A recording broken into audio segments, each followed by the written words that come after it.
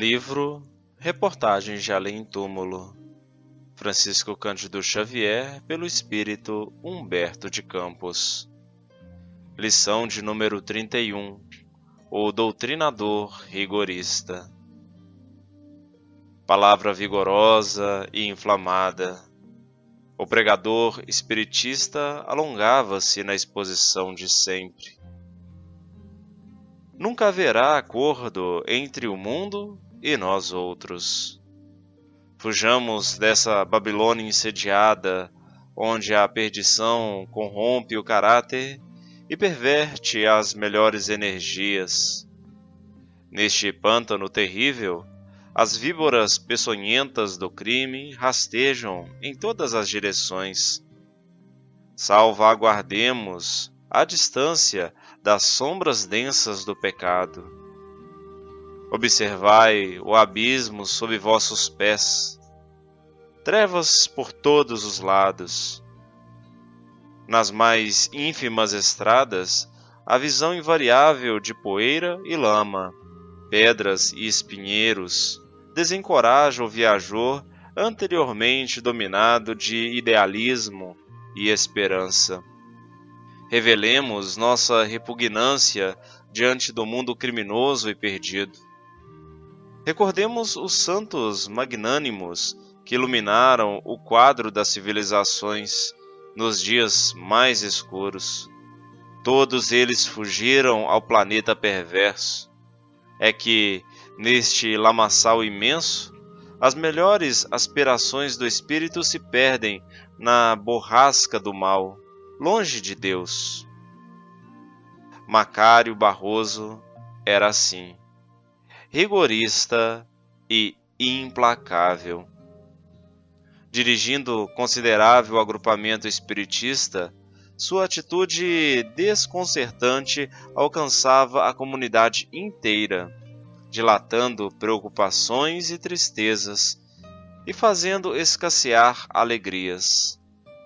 As jovens colaboradoras, nos seus trabalhos de difusão doutrinária, não deveriam manifestar os júbilos próprios da mocidade, cheia de sonhos e as gargalhadas infantis, chiureiros de pássaros felizes nos galhos fartos da vida, considerados por Macário como impulsos inconvenientes da meninice, requisitando repreensões ásperas.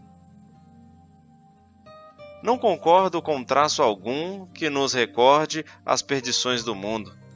Simplifiquemos tudo. Combatamos a falsidade de certos princípios que escancaram a porta aos pecados miseráveis.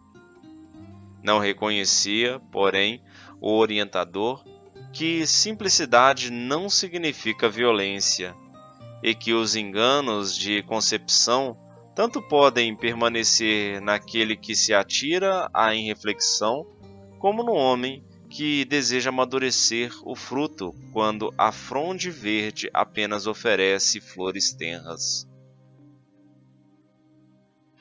Macário, todavia, apresentava fenômeno singular. Extremista de opinião, impressionava favoravelmente a quantos lhe ouvissem pareceres, porque, no fundo, era homem devotado e sincero. Não concedia a si mesmo nenhum entretenimento, nenhum prazer. Sacrificara-se quase totalmente aos princípios de que se tornara emérito pregador. Revelava gestos de profunda nobreza aos companheiros na fé, e a sinceridade é sempre sedutora, onde quer que permaneça. Por isso mesmo, a psicologia de sua individualidade brilhante apresentava situações de enorme complexidade. É que o prestigioso orientador não sabia identificar as necessidades alheias, senão através dos prismas que lhe eram peculiares. No seu modo de observar, todos os casos deveriam estar afinados pelas características do que lhe era próprio. Porque guardava escabrosas impressões do passado individual, em virtude de experiências cruéis na luta humana, criara padrão exclusivo e errôneo para julgar os outros. Pintava a negro qualquer paisagem do mundo. Condenava seu tempo, não tolerava os amigos que se decidissem ao trabalho da coletividade em ambientes até agora estranhos à expressão religiosa, quais a política, a ciência, a autoridade administrativa e o círculo das finanças. Compreendia à sua maneira que Jesus não poderia partilhar trabalhos diferentes da atividade puramente mística em si mesma.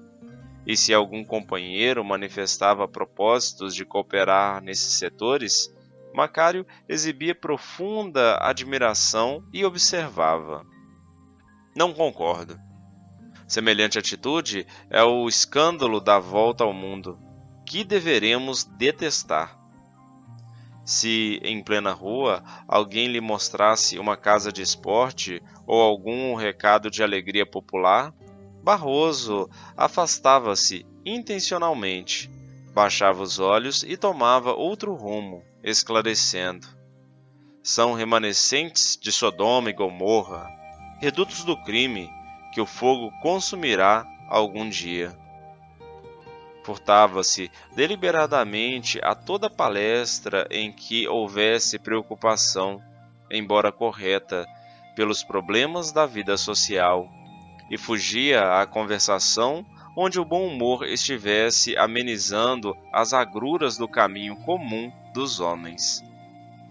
Apesar de bondoso e sincero, isolou-se aos poucos, afastando-se de amigos, de companheiros e de afeições. Cheio de preocupações salvacionistas, era sempre fecundo em apelos, conselhos e advertências, onde quer que estivesse, sem a necessária seleção de valores, lugares e situações. O que definia, no entanto, como intenção regeneradora, não era mais que a imposição das ideias próprias, com o esquecimento de que, para beneficiar com proveito, deveria dirigir-se à esfera mental de cada um dos irmãos na luta, sem obrigá-los a procurar o plano em que se mantinha. Debalde, a carinhosa mãe lhe observou os perigos da situação. Inutilmente, os amigos solicitaram-no a transformação precisa. Macário foi implacável, preferiu a solidão, a necessidade, o abandono. Declarava-se amedrontado do mundo, onde a bagagem de seus erros se tornara volumosa e exigia que todos os companheiros exteriorizassem receios iguais aos dele. Via monstros em todos os recantos, perversão nas alegrias mais inocentes. E foi assim, rígido e inflexível, sem ceder absolutamente a ninguém, que o bondoso doutrinador regressou à esfera espiritual. Desprendera-se da zona carnal, quase sozinho, como preferia viver, no radicalismo dos princípios pessoais. Muita gente passou a catalogá-lo na relação dos santos, tais os supostos sacrifícios que Barroso revelara na existência terrestre, os quais, na realidade, não passavam de imposições de sua personalidade intransigente. Todavia, enquanto o reduzido grupo erigia ao desencarnado um mundo de homenagens, o doutrinador passou a surpresas inesperadas na esfera diferente de ação. Fundamente desapontado, não encontrou a paisagem que aguardava. Achou-se sem ninguém, exclusivamente sozinho. Que região era aquela constituída de montanha gelada? Contemplava à distância os vales que a neblina convertia em quadros cinzentos e indefiníveis. Frio cortante dilacerava-lhe o coração. Como interpretar a novidade constrangedora? O pobre amigo chorou amargamente, implorando elucidações da providência divina. Não fora combatente implacável dos erros e mentiras de seu ambiente e de sua época? Decorrido muito tempo na expectativa dolorosa, foi visitado por benevolente emissário que lhe estendeu auxílios carinhosos. Ah, meu amigo, que fiz por merecer tamanhas flagelações? Perguntou Macário, após agradecer-lhe a presença amorosa.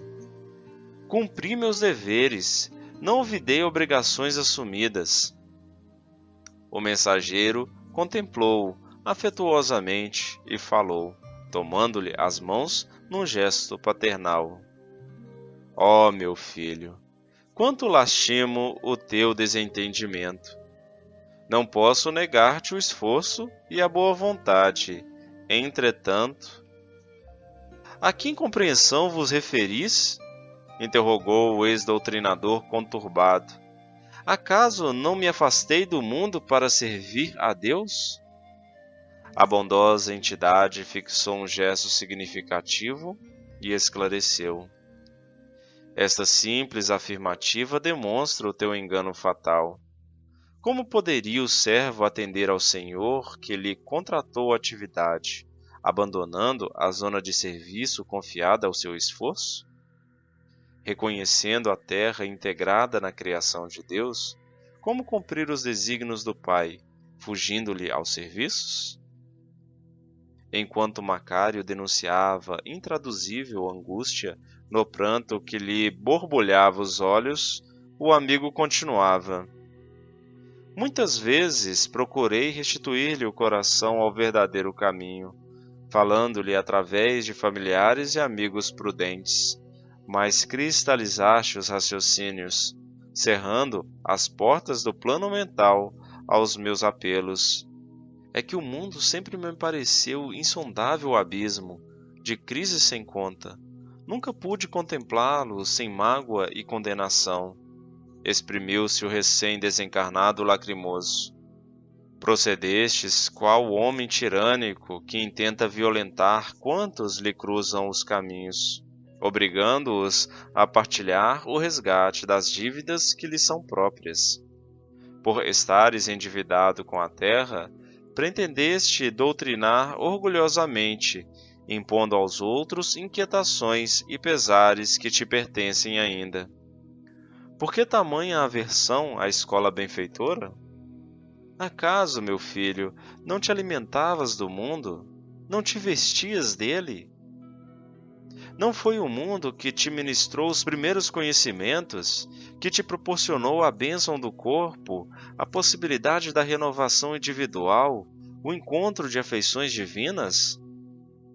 Desejarias insultar a terra, porque te concedeu a dedicação dos pais, o templo da reencarnação, a tepidez do lar, o olhar amigo dos que te amam? Recebeste com abundância as inspirações de ordem superior, mas preferistes a solidão com a teimosia de quem não sabe renunciar aos caprichos próprios. Pregaste a palavra em nome de Jesus, convocando os ouvintes a receberem imposições, olvidando que o Mestre Divino não esperou pelas criaturas na esfera de sua glória, mas veio até nós, ajudando-nos a cada um.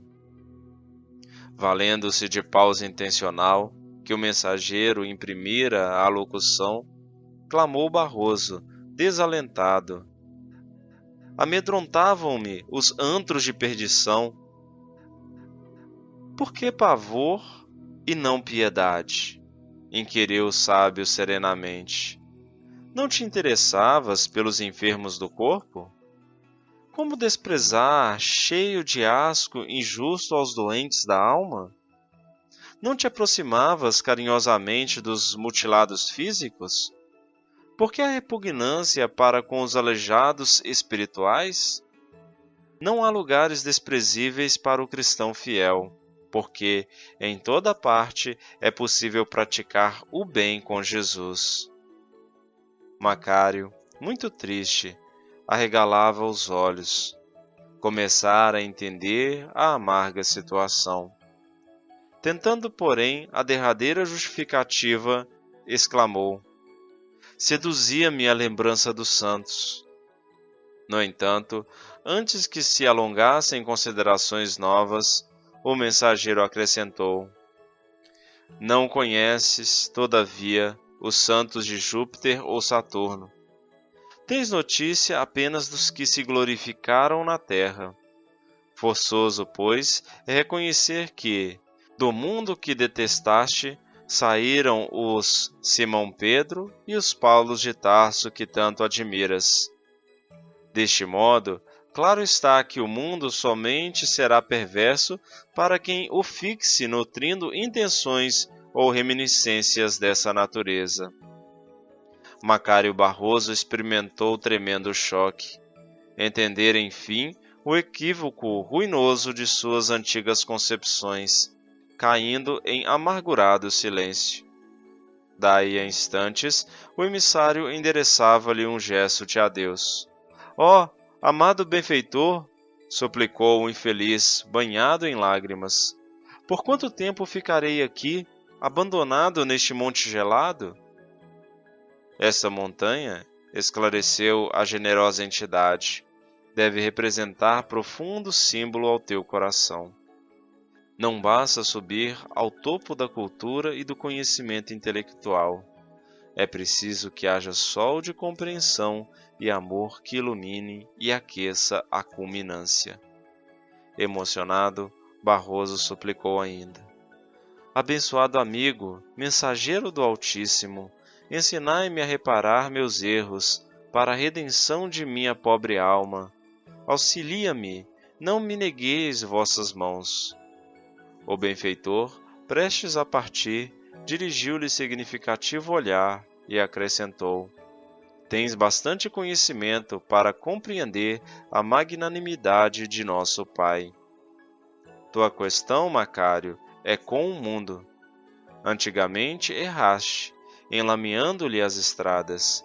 Presentemente renovaste o erro, fugindo-lhe aos serviços. Não tenho outro conselho para teu coração além da fórmula de procurares o credor e conhecer a própria conta. Quanto ao mais, meu irmão, confia na bondade do mundo e que Deus te conceda acréscimo de misericórdia no resgate justo.